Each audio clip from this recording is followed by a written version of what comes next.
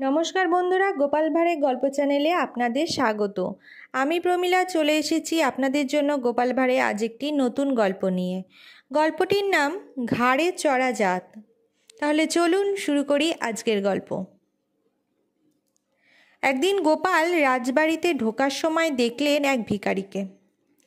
সে তখন ভিক্ষার আশায় রাজবাড়িতে ঢুকছে। গোপাল তাকে জিজ্ঞাসা করলেন, তোর কি জাত রে? ভিখারি বলল, বাবু আমি চণ্ডাল। গোপাল ভাবলেন, চণ্ডাল জাত জানতে পারলে রাজামশাই ভিক্ষা না দিতে পারেন।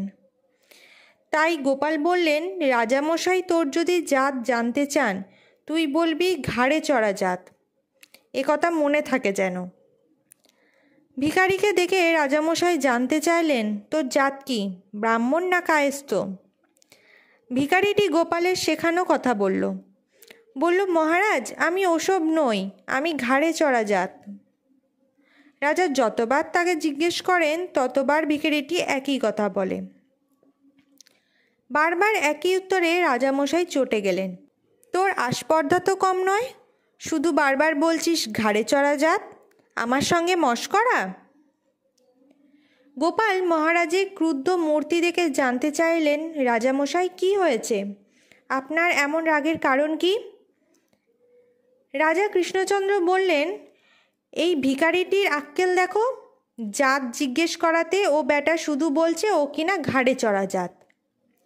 গোপাল বললেন, ও তো ঠিকই বলেছে মহারাজ, আপনি তো এখন রেগে গেছেন, আর রাগ আপনার ঘাড়ে চড়েছে। রাগ তো সবারই ঘাড়েই চড়ে।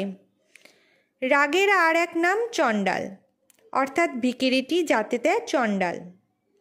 চণ্ডাল না বলে ঘুরিয়ে বলেছে মাত্র। রাজা বুঝলেন কথাটা মন্দ নয়। ভিখারিটি শোভন করে যদি তার জাত বলে থাকে দোষের কি?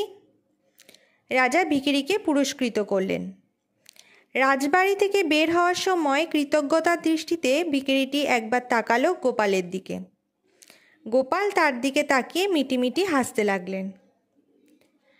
তো বন্ধুরা, এই ছিল আজকে আমাদের গোপাল ভাঁড়ের একটি গল্প, ঘাড়ে চড়া জাত। গল্পটি যদি আপনাদের ভালো লেগে থাকে অবশ্যই লাইক, শেয়ার, কমেন্ট করবেন এবং চ্যানেলে যদি নতুন হয়ে থাকেন চ্যানেলটিকে সাবস্ক্রাইব করে আমার পাশে থাকবেন। ফিরে আসবো খুব তাড়াতাড়ি নতুন একটি গল্পের সাথে। ধন্যবাদ।